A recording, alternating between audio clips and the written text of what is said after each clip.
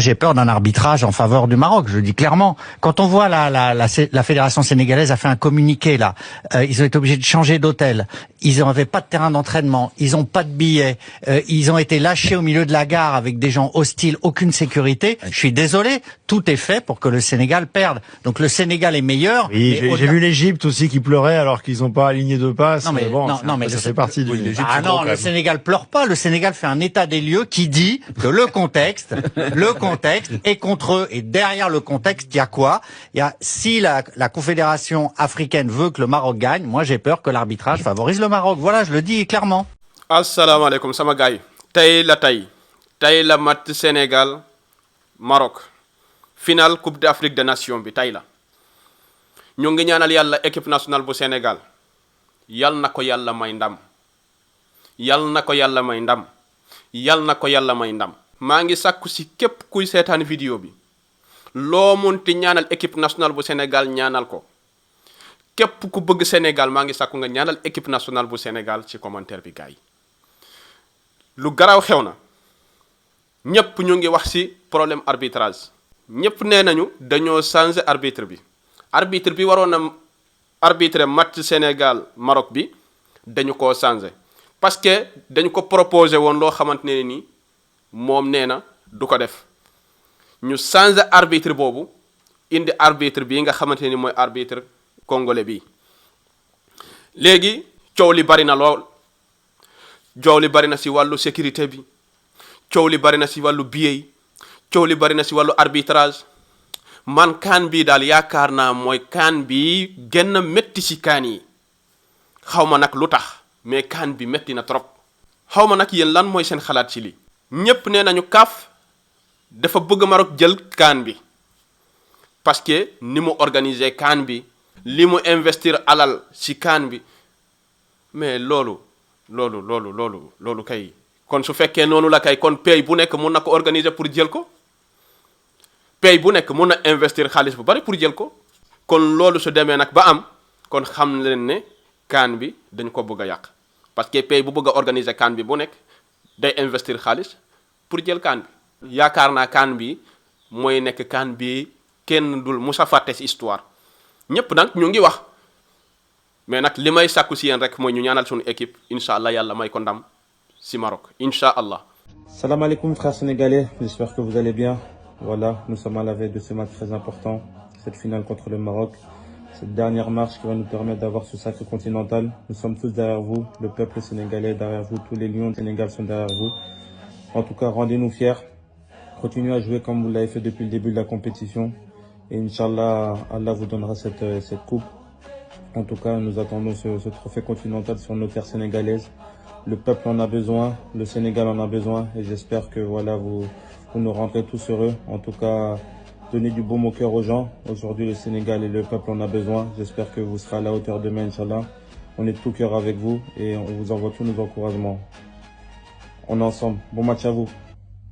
Lii moo nekk message le ministre de la défense Kalidou Koulibaly ndeysaan match bi du ko joué match bi daf koy forfait parce que dafa am ñaari carton jaune mu nekk lu metti waaye nag xolam ak xelam jógewul mukk ci équipe nationale ñaax na leen comme ni mu leen war a ñaaxee ñaanal na leen te xamal na leen ne peuple sénégalais bi yépp mu ngi seen ginnaaw des na nag ñun doomu Sénégal yi ñu ànd ñaanal équipe nationale bu Sénégal yal na leen yàlla may ndam yéen yépp képp ku seetaan vidéo bi rek maa ngi sàkku ci yow nga bàyyil ma commentaire ñaan boo xamante ne ni da nga koy boole ak ay cœur ci commentaire bi gars yi. mais sama gars yi arbitre bi nga xam ne moo war a arbitrer match bi dox diggante Sénégal ak Maroc ci final Coupe d'Afrique des Nations bi nga xam ne ñu ngi ñaan yàlla may ñu ko ñun arbitre boobu laa leen indil tegal leen ko ci table bi arbitre bi nag congolais la arbitre central bi dañ leen indil VAR yeeg assistant yeeg yëpp arbitre central mu ngi tudd Jean-Jacques Ngambo Ndala congolais la mooy arbitre central bi arbitre de touche yi benn arbitre de touche mu ngi tudd Guilain Bongel Ngila moom it congolais la beneen arbitre de touche nag mu ngi tudd Gradel Wonya Mbilizi moom it congolais la beneen arbitre de touche bi arbitre VAR central bi nag mu ngi tudd Steven Danek Moutsassi Moyo Steven Danek Moutsassi Moyo mooy arbitre VAR central bi. 4e arbitre bi nag mu ngi tudd Abogil Tom moom sud-africain la Abogil Tom mooy 4e arbitre bi mu ngi noonee ngeen xamee ko noonu dinañ leen tegal yenn ni pàcc par pàcc jaa ngeen jëf yàlla nañu yàlla may jël Coupe d'Afrique des Nations yi am leen jàmm. ma ne seen tuur yi ñàng na de l'essentiel daal comme ni ngeen ko déggee nii léegi Pa Assane Gueye waxee ko ñoom ñoo nekk arbitre yi mais problème bi sénégalais yi nekk Maroc ak sénégalais yi nga xamante ni dañoo bàyyeekoo Sénégal ñëw pour seetaan CAN bi ñu bari si ñoom duñu dugg si biir stade bi mais ñoom yépp nag déggoo nañu si benn kaddu ne dañuy dem buntu stade toog foofu dañuy dem buntu stade foofu la ñuy seet ñu foofu la ñuy nekk ba match bi passé même marocains yi la même chose la ñu nekk di wax billets yi 2500 euros la nekk di jar loolu moom nekkul nga nekk sénégalais yoo wala nga nekk marocain yoo wala nekkal li nga munti doon CAF njuumteel bu rëy la def parce que jaay na billets yi ci ouverture CAN bi ci match ouverture yi jaay nañu billet final bi billets yi jeex na ñan ñoo ko jënd ay entreprise ay sénégalais ak ay marocain ñoom ñoo jënd billet final bi léegi nag néew di doole yi amuñu pexe marocains yi sax ñu ngi jooy la même chose. Et hier ce qui s'est passé c'est anormal. Anormal, une équipe comme le Sénégal qui descend, on le laisse avec la foule populaire comme ça, mes joueurs étaient en danger. Tout pouvait se passer contre des personnes mal intentionnées. Et ça ne doit pas se passer, surtout entre deux pays frères, qu'on a toujours dit.